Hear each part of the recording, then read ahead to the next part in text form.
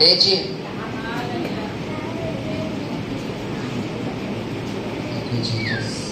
পেয়েছি, সেটা হালেলুয়া। আমি পড়ছি, একটু মনোযোগ দিয়ে দেখবে। হালেলুয়া।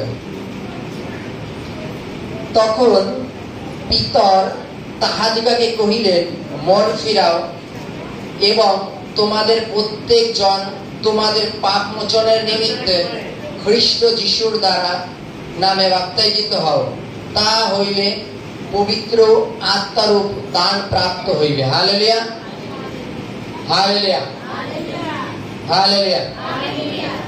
আমাদের প্রত্যেকের জীবনে পবিত্র আত্মার খুব গুরুত্বপূর্ণ অবস্থান, জানি আমরা।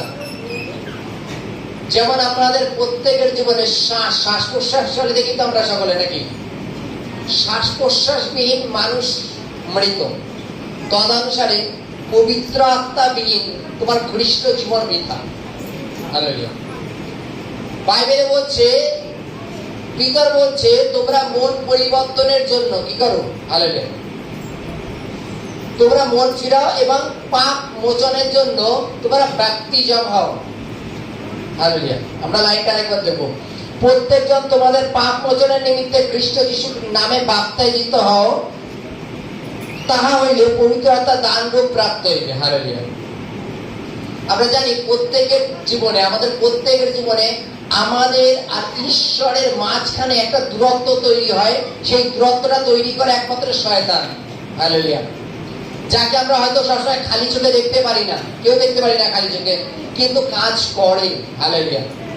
কিন্তু শয়তান কাজ করে। শয়তান কাজ করাটা আমরা কিভাবে অনুভব করব? যদি আমরা দেখি, যেমন উদাহরণস্বরূপ, যারা আমরা জগৎ সংসারে থাকি, মাঝে মাঝে কোন একটা ভালো কাজ করতে গেলে কেউ না কেউ তাদের বাধা সৃষ্টি করবে তো। আর তখন আমরা কি বলি?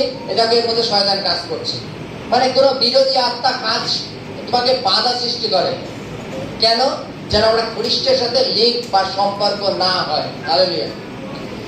বলছে তোমরা মন ফিরাও। আমাদের সব থেকে প্রথম কাজ হয় জীবনের মন পরিবর্তন করা, মনটাকে পরিবর্তন করা, মনটাকে সরিয়ে আনা। কেন? আমাদের জগৎ সংসারের মধ্যে থেকে আমরা কখনো সত্য বা অনন্ত জীবনে পৌঁছাতে পারি না।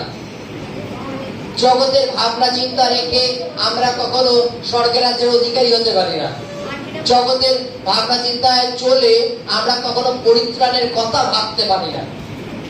কেননা যখন আমরা পরিত্রাণ বা উদ্ধার বা অনন্ত জীবনের কথা যখনই ভাববো, তখন আমাদের জগৎ সংসারের কথা আমাদের পেছনে চলে আসে। উদাহরণস্বরূপ বাইবেলে লেখা আছে, এক ব্যক্তি তিনি যীশু খ্রিস্টকে বলছেন যে, প্রভু আমি অনন্ত জীবন পাবো কি করলে? যীশু খ্রিস্ট বলছে, তোমার যা কিছু আছে সর্বস্ব বিক্রয় করো আর গরিবকে দান করে দাও এবং আমার পশ্চাতে আসো, তাহলে অনন্ত জীবনে পৌঁছাবো। সেই ব্যক্তি অনেক ধরে ভেবে বলছে যে, আজকে যদি আমার 2 কোটি টাকার প্রপার্টি থাকে, সেই প্রপার্টি তৈরি করতে আমার অনেকদিন সময় লেগেছে, আর এখন বলছে কি এ সমস্ত বিক্রি করে আমি গরিবকে দান করে জানো দিই, আর যদি গরিবকে দান করে দিই তাহলে অনন্ত জীবন পাবো। তাহলে আমি পাগল, যে প্রপার্টিটাকে তৈরি করতে আমার এত বছর লেগেছে সেগুলো আমি গরিবের মধ্যে দান করে দেবো? ফলে তার অনন্ত জীবনে যাওয়া হয় না।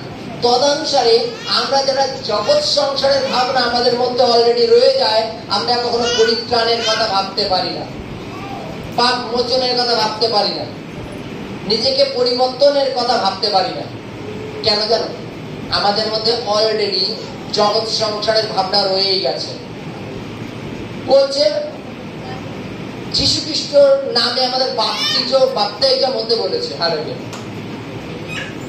পবিত্র আত্মায় পরিপূর্ণ হতে বলেছে।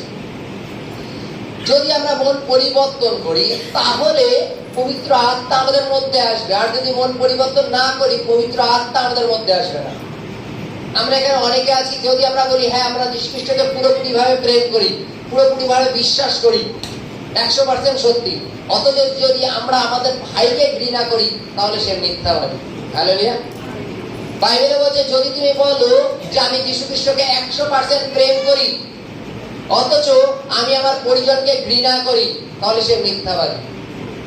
জগৎ সংসারে দেখা যায় সে বলে সে যারই আরাধনা প্রার্থনা করুক, সে বলে আমি তাকে পুরোপুরি মন থেকে প্রার্থনা করি, অথচ তার মা বাবাকে বৃদ্ধাশ্রমে ফেলে দিয়ে আসে। সে মিথ্যাবাদী। হালেলুয়া। সে মিথ্যাবাদী। বাইবেলে কি বলছে? আগে আমাদের মন পরিবর্তন করতে হবে, তারপরে পবিত্র আত্মা আমাদের মধ্যে আসবে। হালেলুয়া। যদি মন পরিবর্তন না করো, পবিত্র আত্মা তোমার মধ্যে কখনো বিরাজমান করবে না। হালেলুয়া। যে কোনো পরিষ্কার বস্তু, যেমন উদাহরণ দুধ, দুধ আমরা খারাপ পাত্রে কেউ নিই যে পরে আবার পাল্টি করে নেব না।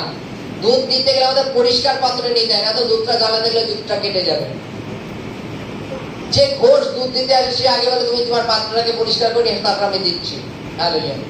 তদনুসারে আজকে যদি আমরা বলি যে পবিত্র আত্মা তুমি আমার মধ্যে বিরাজমান হও, আমার মধ্যে তোমার উপস্থিতি হোক, প্রতিনিয়ত আমার সঙ্গে থাকো, বাইবেলে বলছে আগে নিজেকে পরিবর্তন করো, তারপর তিনি এসে তোমার মধ্যে করবেন। আজকে আগে আমাদের মনটাকে সাফ করা প্রয়োজন, তারপরে পবিত্র আত্মা সেখানে বসবেন। আমরা যদি আমাদের মনটাকে সাফ না করি আর যদি বলি আমি পবিত্র আত্মায় পরিপূর্ণ, আমি মিথ্যাবাদী। হালেলুয়া। তাহলে আমরা মিথ্যাবাদী। বাইবেলে বলছে মন ফিরাও এবং পাপ মোচনের নিমিত্তে যীশু খ্রিস্টের নামে বাপ্তাইজ দাও, তাহলে পবিত্র আত্মা তোমার উপরে থাকবে। বাইবেলে বলছে আজকে পাপ মোচন, আমাদের পাপটাকে ধুয়ে ফেলার একটা মাত্র উপায় আছে, সেটা হচ্ছে স্বয়ং যীশু খ্রিস্ট। তিনি আমাদের পাপকে বহন করে কালভারি ক্রুশে গেছেন। তুমি যদি বলো হে যীশু খ্রিস্ট, আমি তোমাকে বিশ্বাস করি যে তুমি আমাদের পাপ সকল কালভারি ক্রুশে বহন করেছো,